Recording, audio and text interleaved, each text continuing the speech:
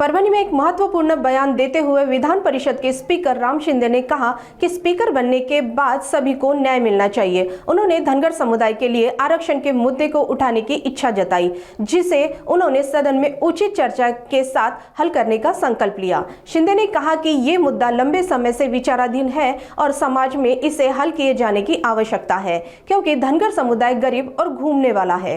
प्रश्न असा आहे की आज परभणी जिल्ह्यामध्ये सर्वपक्षीय त्याचबरोबर महायुती आणि सकल धनगर समाजाच्या वतीने माझा सत्कार आयोजित केलेला होता। पालकमंत्री मेघना दीदी बोर्डीकर देखील होते आणि दोघांचा सत्कार एकत्रित ज्येष्ठ नेते माजी आमदार रामप्रसाद बोर्डीकर, आमदार रत्नाकर गुट्टे आणि सगळेच पदाधिकारी उपस्थित होते।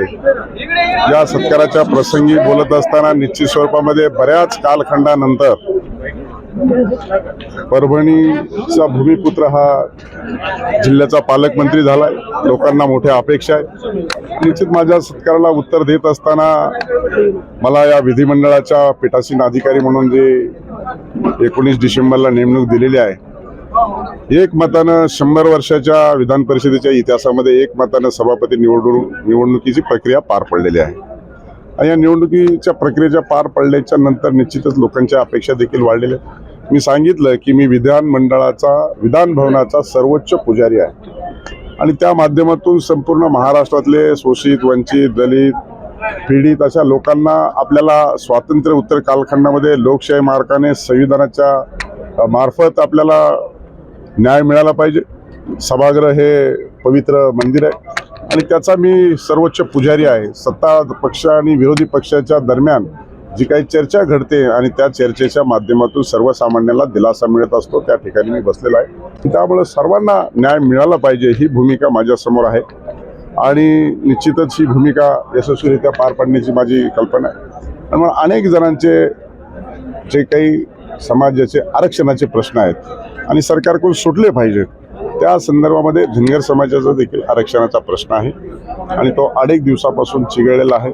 अनेक दिवसापासून त्याची चर्चाही होते, परंतु जेव्हा केव्हा आता चर्चा होईल तेव्हा मी सभागृहामध्ये मला बोलण्यापेक्षा मी सभागृहामध्ये इम्पार्शियल सभापती पदावर बसलेलो असणार आहे आणि त्यामुळं ती चर्चा चांगल्या पद्धतीने घडून यावी आणि घडली पाहिजे अशा पद्धतीचं वातावरण मी ठेवण्याचा माझा प्रयत्न असेल। आणि त्यामुळे समाजाला असं वाटतं की आता हा प्रश्न सुटला पाहिजे आणि त्यासाठी प्रयत्न झाला पाहिजे, त्याच्यासाठी माझाही हातभार लागेल। मिळालंच पाहिजे, तेच सांगितलं। माझी भूमिका हेच आहे की आरक्षणाची जी अनेक वर्षाची प्रलंबित मागणी, अनेक जणांनी उपोषण केले, मोर्चे केले, आंदोलन केले आणि घटनेमध्ये आहे आणि आम्हाला दिलं पाहिजे। आणि हा अतिशय गरीब समाज आहे, भटकंती करतो, या जिल्ह्यातून त्या जिल्ह्यामध्ये भटकंती करत असताना मोठी त्यांना अडचण भासते।